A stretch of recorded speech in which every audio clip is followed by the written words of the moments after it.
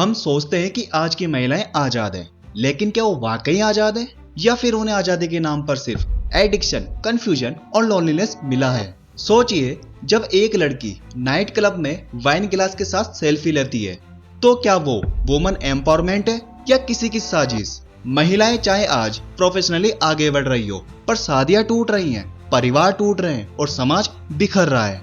लड़कियों और महिलाओं में मेंटल स्ट्रेस बढ़ रहा है, इमोशनल डिस्कनेक्शन तेजी से फैल रहा है। जिस फेमिनिज्म का जन्म इक्वालिटी के लिए हुआ था, वो अब सुपरियरिटी के लिए आगे बढ़ रहा है। लेकिन जब कोई एक वर्ग लंबे समय तक शोषित रहा हो, फिर उस वर्ग को आजादी मिलती है, तो वो आजादी कई बार बदले का रूप ले लेती है। आज कुछ महिलाएं अगर ये सोचने लगी हैं कि अब हमारी बारी है पुरुषों को दबाने की, पुरुषों को नीचा दिखाने की, तो ये उसी पेट्रियार्की वाली मानसिकता का हिस्सा है जो कभी पुरुषों की थी। आज के समय की ये स्थिति उस तराजू की तरह है जो 10,000 साल तक एक तरफा झुका रहा और अब दूसरी तरफ तेजी से झुक रहा है। लेकिन एक सेकेंड, 10,000 साल तक झुका रहा, इसका क्या मतलब है? तो चलो समय में पीछे चलते हैं और शुरू से शुरू करते हैं।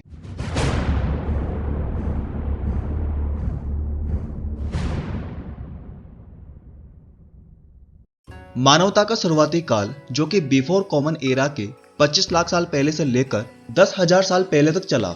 इस समय इंसानों ने पहली बार हंटर गैदर सोसाइटी बनाई, जिसमें मुख्य रूप से पुरुष सदस्य जानवरों का शिकार करने जाते थे और वही दूसरी तरफ महिलाएं जंगल से बीज, जड़ें, औषधि, फल आदि को इकट्ठा करती थी।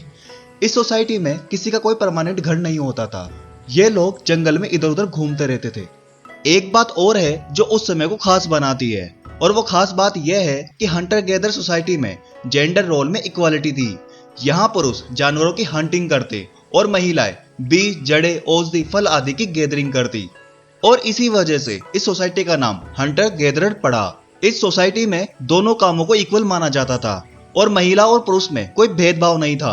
महिलाओं को नीचे स्तर का नहीं समझा जाता था, भले ही पुरुष चाहे हंटिंग करे और महिलाएं गैदरिंग करे और बच्चों को संभाले। परंतु अब सवाल यह है कि प्राचीन काल में जब दोनों जेंडर इक्वल थे, तो फिर यह इनइक्वालिटी कहां से आई?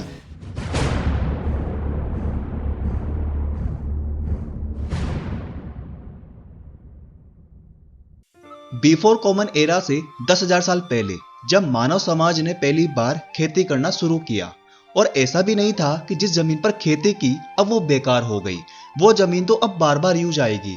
तब इंसानों के मन में एक रेवोल्यूशनरी विचार आया कि जो व्यक्ति जिस जमीन पर खेती करता है वो उस जमीन को अपने पास रख ले, और इसी वजह से जिस लैंड पर खेती की जाती थी उसकी ओनरशिप पुरुषों ने अपने पास रख ली। और इस समय पहली बार पुरुषों ने प्रॉपर्टी और पावर का स्वाद चखा, और इस प्रॉपर्टी के इनहेरिटेंस सिस्टम ने पेट्रियार्की को जन्म दिया। यानी घर का जो राजा बेटा होगा वही जमीन का मालिक बनेगा। और उस समय ऐसे लोगों ने जन्म भी नहीं लिया था जो कह सके हमारी चोरियां चोरों से कम है के। दूसरी तरफ उस समय पुरुषों ने महिलाओं को घर के काम और घर तक ही सीमित रखा, और उन्हें कहा गया कि तुम्हें घर और बच्चे संभालना है। यही वो समय था जहां से पहली बार पुरुषों और महिलाओं के बीच इनइक्वालिटी की शुरुआत हुई।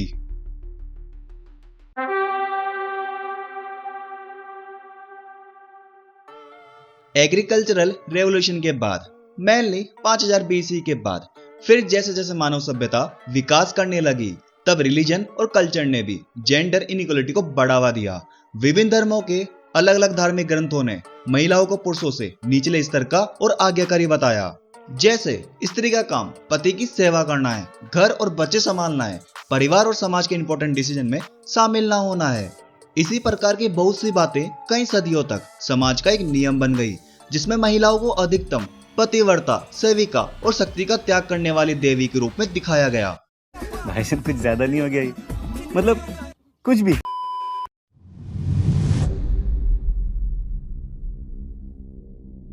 विश्व के कई प्राचीन हंटर गैदर सोसाइटीज में महिलाओं को सोशल वॉइस, स्पिरिचुअल पावर और सेक्सुअल फ्रीडम मिली हुई थी।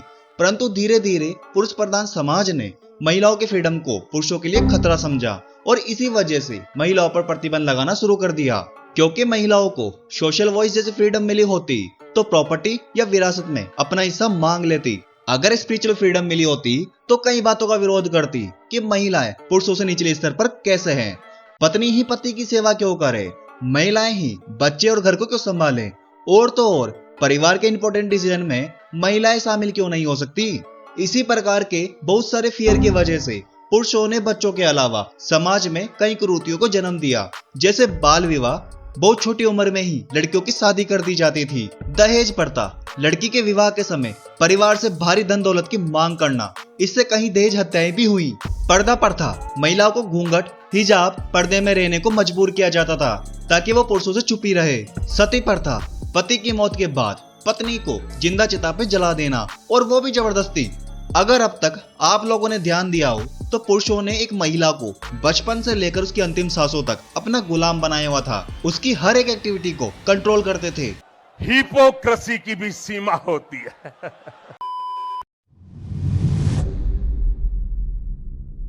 पुराने समय में राइट टू एजुकेशन केवल पुरुषों को था, महिलाओं को एजुकेशन और अवेयरनेस से वंचित रखा गया। महिलाओं को कहा गया कि घर का काम सीखो, पुरुषों द्वारा बनाए गए धर्म सीखो और पति की सेवा करो। जब महिलाओं को एजुकेशन और अवेयरनेस से वंचित रखा गया तो इसके परिणाम स्वरूप महिलाएं लॉ, पॉलिटिक्स, साइंस और वास्तविक धर्म से दूर हो गई, और महिलाओं में एक और घातक परिणाम हुआ। महिलाओं का इंटेलेक्चुअल डेवलपमेंट बंद हो गया, क्रिटिकल थिंकिंग पनप नहीं पाई, जिससे बिना शिक्षा के महिलाएं सवाल पूछना नहीं सीख सकी, जो बताया गया वही सच मानने की आदत बन गई। इससे आज वर्तमान समय में भी घातक परिणाम निकल कर आ रहे हैं। आज भी महिलाएं बिना सोचे समझे वही कर रही हैं जो पहले 10,000 साल तक कर रही थी, जिसकी मैं वीडियो में आगे बात करूंगा। ओके। अब तक आप लोगों ने देखा कि 10,000 साल से जैसे जैसे समय आगे बढ़ा, महिलाओं को हर आधार पर दबाया गया और पुरुषों ने हर तरीकों से महिलाओं को अपना गुलाम बनाए रखा। महिलाओं को पुरुषों से नीचे स्तर का बताया गया, उन्हें घर की 4 दीवारों में कैद कर दिया गया। पुरुष जैसे चाहे वैसे महिलाओं का शोषण करने लगे, और वैसे भी ये सब कुछ कब तक चलने वाला था। फिर एक नया दौर आया एक नई सोच के साथ। फेमिनिज्म की शुरुआत पहली बार 1700 से 1800 के समय हुई, जब यूरोप और अमेरिका में महिला और उनके सपोर्ट में लोग महिलाओं की स्वतंत्रता और जेंडर इक्वालिटी की बात करने लगे। परंतु ये फेमिनिज्म का वो शुरुआती समय था जो केवल गर्भ में ही बड़ा हो रहा था। फिर सन 1848 में फेमिनिज्म ने जन्म लिया, जब अमेरिका के न्यूयॉर्क शहर के एक छोटे से टाउन सेनेका फॉल्स में एक हिस्टोरिकल इवेंट हुआ, जिसका नाम था सेनेका फॉल्स कन्वेंशन। यह अमेरिका का महिलाओं के अधिकारों पर पहला लार्ज स्केल पर आंदोलन था। इस आंदोलन की मुख्य मांगे थी, फर्स्ट, महिलाओं को वोट देने का अधिकार, सेकंड, एजुकेशन, प्रॉपर्टी, मैरिज में समानता का अधिकार, थर्ड, पुरुषों से कानूनी स्वतंत्रता, और फोर्थ, समाज में जेंडर बेस्ड इनइक्वालिटी को खत्म करना। अब सवाल यह है कि 19वीं सदी में यह आंदोलन इतना इंपॉर्टेंट क्यों था? फर्स्ट, यहीं से पहली बार मॉडर्न फेमिनिज्म का जन्म हुआ। सेकंड, इसी आंदोलन के द्वारा महिलाओं ने पहली बार पब्लिक प्रोटेस्ट किए, पहली बार पब्लिक में स्पीच दी, और पहली बार ही फॉर्मल डॉक्यूमेंट के द्वारा अपनी डिमांड रखी कि हम सब महिलाएं पुरुषों से स्वतंत्र और उनके समान हैं। थर्ड, इसी आंदोलन के बाद धीरे धीरे पूरे अमेरिका और विश्व में महिलाओं के अधिकार के लिए अवेयरनेस और प्रोटेस्ट बढ़ने लगे। क्या आज के समय में महिलाओं को वो सभी अधिकार मिल चुके हैं जो महिलाओं ने 1848 में पहली बार डिमांड किए थे? जवाब है हाँ। कानूनी रूप से महिलाओं को पुरुषों से बराबरी मिल चुकी है। भारत में महिलाओं को शिक्षा, संपत्ति, रोजगार, वोटिंग और बराबरी का हर एक अधिकार मिल गया है। महिलाएं स्वतंत्र रूप से वोट दे सकती है, मुकदमा कर सकती है, प्रॉपर्टी खरीद सकती है, अपनी मर्जी से शादी कर सकती है, तलाक ले सकती है और पुनर्विवाह भी कर सकती है। अब आज के समय देखने पर यह बात तो कंफर्म हो जाती है कि एक महिला को वो सारे अधिकार मिल चुके हैं जो एक पुरुष को मिले हुए थे। कानूनी आधार पर देखा जाए तो एक पुरुष और एक महिला में कोई भेद भी नहीं रह गया है। परंतु ये सारे अधिकार पाकर महिलाएं वाकई स्वतंत्र हैं या आज भी वो किसी की गुलाम है? महिलाओं ने जो सारे अधिकार एक बेहतर जीवन जीने के लिए पाए थे, क्या वाकई वो बेहतर जीवन जी रही हैं? जिन महिलाओं को लॉ, पॉलिटिक्स, साइंस और वास्तविक धर्म में एक नई ऊंचाइयों को छूना था, नए नए कीर्तिमान स्थापित करना था, क्या वो कर रही हैं? या फिर कहीं ऐसा तो नहीं है कि 10,000 सालों में महिलाओं का जो इंटेलेक्चुअल डेवलपमेंट बंद हो गया था, जो क्रिटिकल थिंकिंग पनप नहीं पाई थी, इस परिस्थिति का कोई दूसरे ही फायदा तो नहीं उठा रहे हैं? 1920 के दशक के अमेरिका में फेमिनिज्म की फर्स्ट वेव चल रही थी और 1920 में ही महिलाओं को अमेरिका में वोटिंग राइट्स मिल गए थे। मतलब कानूनी तौर पर महिलाओं को डेमोक्रेसी में इक्वल स्टेटस मिल गया था। लेकिन तब भी एक टेबू था कि महिलाएं पब्लिकली स्मोकिंग नहीं कर सकती थी। ये एक नैतिक और सामाजिक प्रतिबंध था जिसे महिलाओं को महिला बनाए रखना जैसा माना जाता था। उस समय अमेरिकन टोबैको कंपनी भी चाहती थी कि औरतें भी सिगरेट खरीदे जिससे उनका मार्केट डबल हो जाए। तब एडवर्ड बर्नेज ने उस अमेरिकन कंपनी के कहने पर एक पब्लिसिटी स्टंट डिजाइन किया जिसे आज तक मार्केटिंग की दुनिया का मास्टर स्ट्रोक माना जाता है। बर्नेज ने उस पब्लिसिटी स्टंट में 10 अट्रैक्टिव यंग वुमन मॉडल्स को हायर किया। उनसे बोला गया कि वो न्यूयॉर्क सिटी की ईस्टर परेड में मॉडर्न और फैशनेबल कपड़ों में मार्च करे और एक एग्जैक्ट मोमेंट पर सब एक साथ सिगरेट जलाए और पब्लिकली सभी महिलाओं को एक बोल्ड स्टेटमेंट दे कि स्मोक करो क्योंकि अब तुम भी पुरुषों के बराबर हो। जिसका रिजल्ट ये हुआ कि 1923 में वुमन स्मोकर 5% थी, वो 10 साल बाद बढ़कर 1935 में 18% हो गई। 1930 से 1950 के दशक के दौरान अमेरिका में अल्कोहल सिर्फ मेंस एक्टिविटी माना जाता था, जैसे क्लब और पब्स में जाना, सिगार और विस्की पीना। और वुमेन्स के लिए उस समय अल्कोहल एक टेबू था, जैसे अल्कोहल पीने वाली औरत कैरेक्टरलेस समझी जाती थी। अल्कोहल कंपनीज ने नए नए कैंपेन बनाए, अपने एड्स दिखाना शुरू किए जिसमें दिखाया why should man have all the fun, और वुमन को फैशनेबल ड्रेस में ड्रिंक लेते हुए दिखाया गया। Raise your glass, raise your voice, drink to freedom not fear. इन सभी प्रकार के एड्स से कॉकटेल को कॉन्फिडेंस का प्रतीक, वाइन को विजडम का प्रतीक और विस्की को रेबेलियन का प्रतीक बना दिया गया। वहीं क्लब और पब्स वालों ने भी नई स्ट्रेटेजी निकाली। क्लब्स मतलब सेफ और free space for woman. Clubs ने कहा ये स्पेस तुम्हारी है जहां जजमेंट नहीं सिर्फ फ्रीडम है। Dance like no one's watching you, drink like you on the night. यहाँ क्लब और पब्स वाले चाहते थे कि ज्यादा से ज्यादा लेडीज आए। इसके लिए ladies night, free entry, 1+1 drink जैसे मार्केटिंग ट्रैप बनाए, जिनका रियल गोल था जहां मादाएं ज्यादा होंगी वहां नर भी ज्यादा होंगे, जिससे अधिक से अधिक अल्कोहल कंजम्पशन होगा और अधिक से अधिक प्रॉफिट होगा।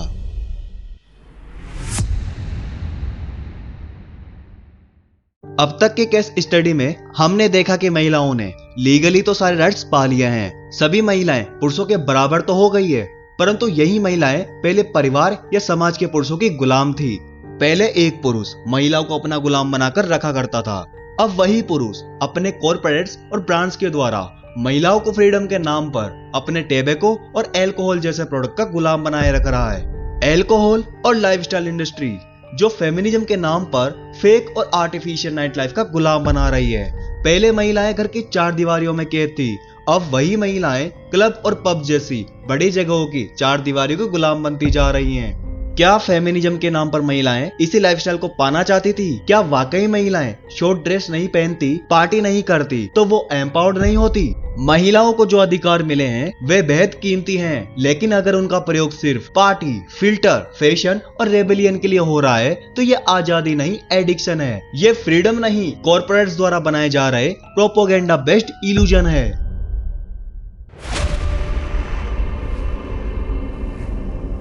अब एक आखिरी सवाल, अगर महिलाओं को कानूनी रूप से पुरुषों के बराबर अधिकार मिल गए हैं तो फिर समाज में, घरों में और रिश्तों में एक पुरुष और एक महिला के बीच फेमिनिज्म के नाम पर अभी भी लड़ाइयाँ क्यों चल रही हैं? ये फालतू फेमिनिज्म, औरत मर्द के बराबर होती है, ये सब सोचने की और उस पर विश्वास करने की कोई जरूरत नहीं है। मैं तो यही बोलूंगी, बाकी हम बराबर नहीं है। जिस दिन आदमी प्रेग्नेंट होना शुरू हो जाएगा तब बराबर हो जाएंगे, नहीं हो सकते बराबर। कुदरत डाइवर्सिटी बनाती है मगर भेदभाव नहीं बनाती, वो भेद बनाती है, भेदभाव नहीं बनाती। Nature makes diversity but not hierarchy, not inequality. कुदरत के बनाए भेद को समाज भेदभाव में, डिस्क्रिमिनेशन में, इनइक्वालिटी में बदल देता है।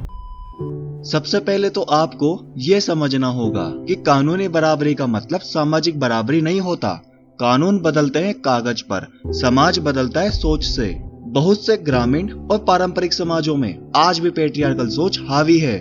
लड़की की जगह घर है, लड़की शादी के बाद पराई हो जाती है जैसी सोच कानून से नहीं संस्कारों और कंडीशनिंग से आती है। समाज में बराबरी लाने के लिए मेंटल एवोल्यूशन जरूरी है जो बहुत धीरे होता है। इससे एक बात तो समझ में आ जाती है कि फेमिनिज्म जैसी विचारधारा को पेट्रियार्कल जैसी विचारधारा से अभी और लड़ना होगा। परंतु यहाँ भी एक और सवाल निकल कर आता है, क्या वाकई ये फेमिनिज्म की लड़ाई है या फेमिनिज्म के नाम पर केवल लड़ाई ही लड़ी जा रही है? तो इसके लिए हमें फिर से हंटर गैदरर सिविलाइजेशन के समय में पीछे जाना होगा। अगर आप लोगों ने एक बार नोटिस की हो तो हंटर गैदरर सिविलाइजेशन का समय काल जो कि लगभग बिफोर कॉमन एरा से 25 लाख साल पहले से लेकर 10,000 साल पहले तक चला। करीबन 24 लाख और 90,000 सालों तक इंसानों ने प्रकृति, जंगल और जंगल के जंगली जानवरों से लड़ा और लड़ना इंसानी सभ्यता की मेंटल कंडीशनिंग बन चुका है। आज के समय एक देश दूसरे देश से लड़ रहा है, एक धर्म दूसरे धर्म से लड़ रहा है, एक समाज दूसरे समाज से लड़ रहा है। अब आपको लग रहा होगा कि मैं देश, धर्म और समाज की बात कर रहा हूं, तो नहीं, देश, धर्म और समाज के नाम पर इंसान ही लड़ रहे हैं एक दूसरे से।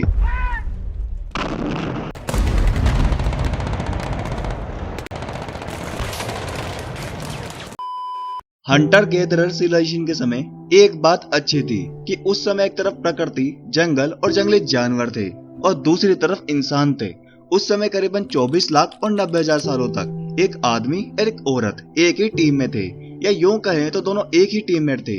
परंतु आज के समय हमारे पास लड़ने के लिए जंगल और जंगली जानवर तो नहीं है, पर अपने और पराये हैं। हम पराये से तो लड़ते हैं पर अपनों से भी लड़ रहे हैं, या यूं कहें तो अपने ही टीम के दूसरे मेंबर से लड़ रहे हैं। अब हम फेमिनिज्म की परिभाषा भी जान लेते हैं। कैम्ब्रिज डिक्शनरी के अनुसार फेमिनिज्म वर्ड या विचारधारा का मतलब है कि महिलाओं को पुरुषों के समान राइट्स, पावर और अपॉर्चुनिटी दिए जाने चाहिए तथा उनके साथ भी वैसा ही व्यवहार किया जाना चाहिए जैसा एक पुरुष के साथ किया जाता है। अब क्या ये वाकई फेमिनिज्म की डेफिनेशन है? तो नहीं, फेमिनिज्म की रियल डेफिनेशन हमें हंटर गैदरर सिविलाइजेशन देती है। उस वक्त ना कोई फेमिनिज्म था और ना ही कोई फेमिनिज्म की डेफिनेशन। फिर भी एक आदमी और एक औरत 24 लाख और 90,000 सालों तक एक ही टीम में थे। अब चाहे पुरुष द्वारा हंटिंग करना हो या चाहे एक औरत द्वारा बीज, जड़े, औषधि, फल आदि की गैदरिंग करना हो, दोनों ही जेंडर को इक्वल समझा जाता था। उस समय कोई काम बड़ा या छोटा नहीं था, कोई इंसान बड़ा या छोटा नहीं था, फिर चाहे वो एक आदमी हो या औरत। औरतें भी उस समय बच्चे और टेम्परेरी झोपड़ियां या गुफाएं, जिन्हें हम उस समय का घर कह सकते हैं, संभालती थी। परंतु कभी उन्हें ये काम करते हुए तकलीफ नहीं होती थी, पर आज उन्हें बहुत तकलीफ होती है। आज औरतें घर और बच्चे संभालने में अपने आप को छोटा और कमजोर समझती है। उन्हें एहसास होता है कि वो अपने जीवन में कुछ ऐसा बड़ा या अच्छा नहीं कर रही है जहां पुरुष और समाज उनके द्वारा निभाई जा रही जिम्मेदारियों के लिए सम्मान दे। अब औरतों के मन में यह एहसास आया कहां से? उसी पेट्रियार्की वाली सोच की वजह से, जिसने पुरुषों द्वारा किए जाने वाले सभी कार्यों को सुप्रीम बता दिया और औरतों द्वारा किए जाने वाले सभी कार्यों को सबसे घटिया बता दिया, जिसने पुरुषों के ऑफिस को काम कहा और औरतों के घर को फालतू समय।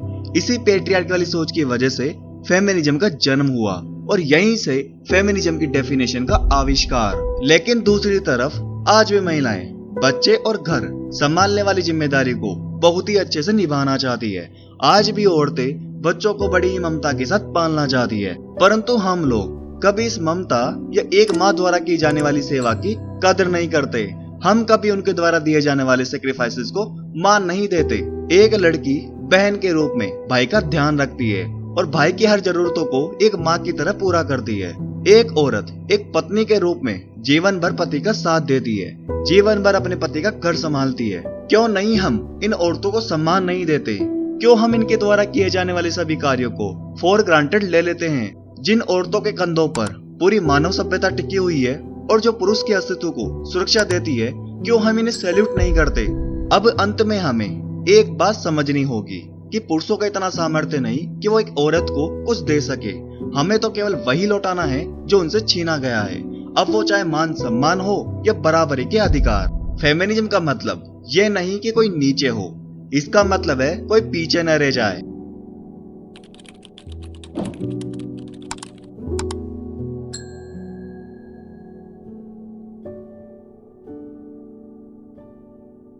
क्या? क्या बात कर रहे हैं?